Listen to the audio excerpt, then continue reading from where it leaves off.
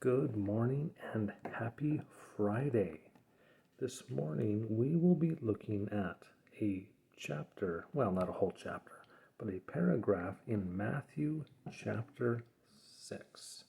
It's a very familiar passage to you, but as I read it this morning, it really came alive for me in a way to understand things that I'd not seen before. So I'm very eager to share this with you.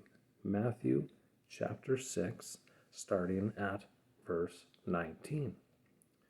Jesus said, "Do not store up for yourselves treasures on earth, where moth and rust consume and where thieves break in and steal, but store up for yourselves treasure in heaven, where neither moth nor rust consume and where thieves do not break in and steal. For where your treasure is, there will your heart be also." As I said, a very familiar text, but two things this morning jumped out at me that I'd never noticed before.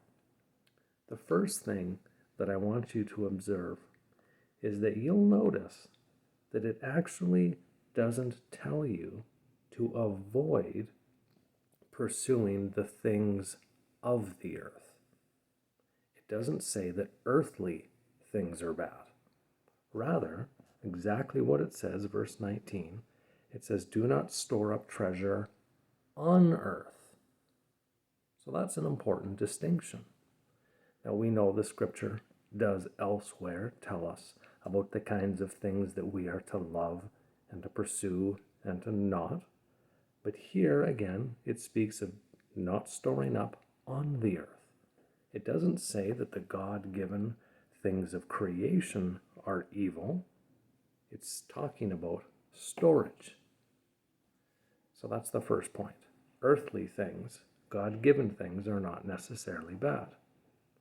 So then the second thing that I observed was that again, it doesn't say to avoid coming in all contact with these things.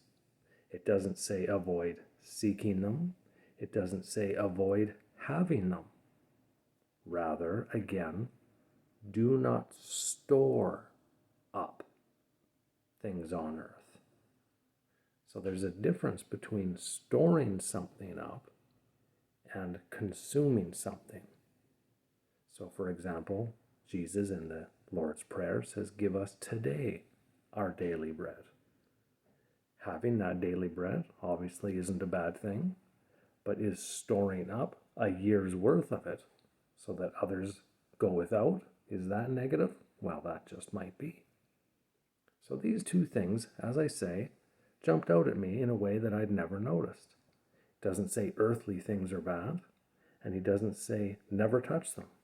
He says don't store them here on the earth. And the real key, of course, is verse 21. And it affirms this for us by again reminding us that it is where your treasure is that your heart is, that the desires of your heart really is what it's saying. So it's talking about storing. It's talking about the investment that you're making with your life. It's talking about our pursuits, about what we put our time and our energy, our focus. It's about what we give our best, what we're trying to accumulate, what we care about, what we're storing up. There's two options here laid before us. You can either try to secure your place on earth, to pursue comforts, to pursue wealth, to, again, just pursue security, to store up a year's supply of bread so that you feel safe.